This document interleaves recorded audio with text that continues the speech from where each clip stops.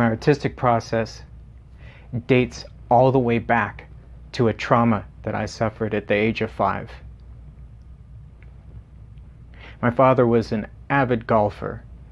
He would consistently go away on weekend trips and usually leave me in the care of my grandmother.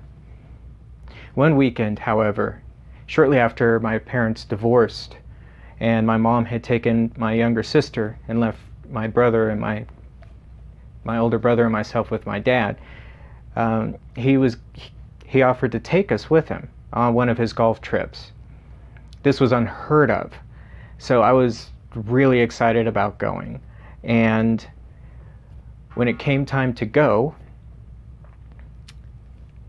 the day we were supposed to leave, I found out that my brother wasn't going to be coming with us. I was told that he had things he needed to do over the weekend.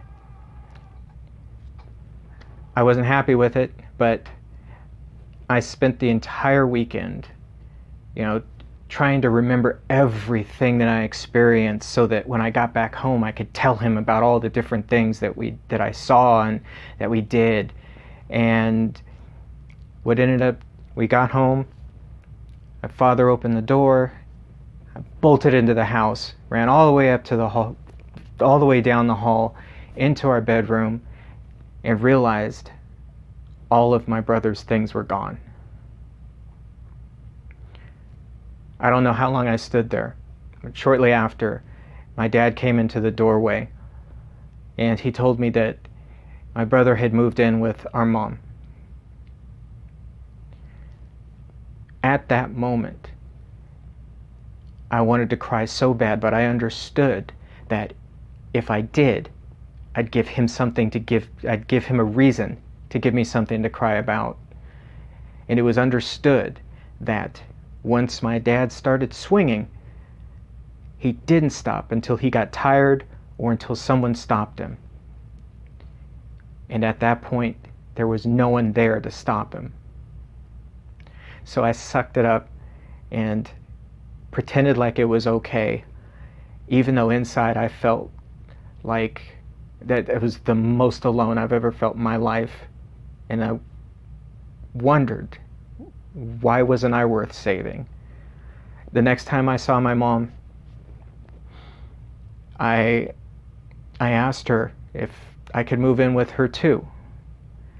She had moved in, married another man, and she told me there wasn't room.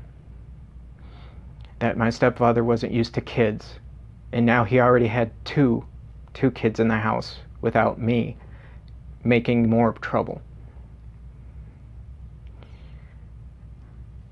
At that moment, I understood that I had to take care of myself, that no one was going to come save me. I spent my entire childhood physically living in reality, but in my head, living in this fantasy world that allowed me to endure everything that I needed to endure.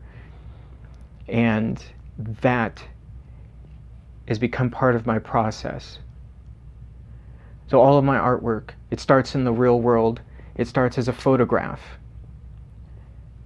But then I add my imagination to it. The way I see the world, that romanticism.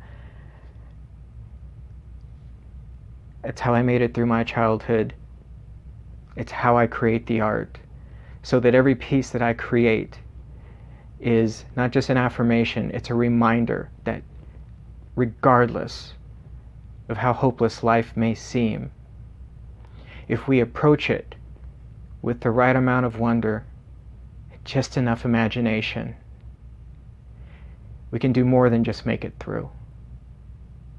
We can come out on the other side, loved, belonging, and whole.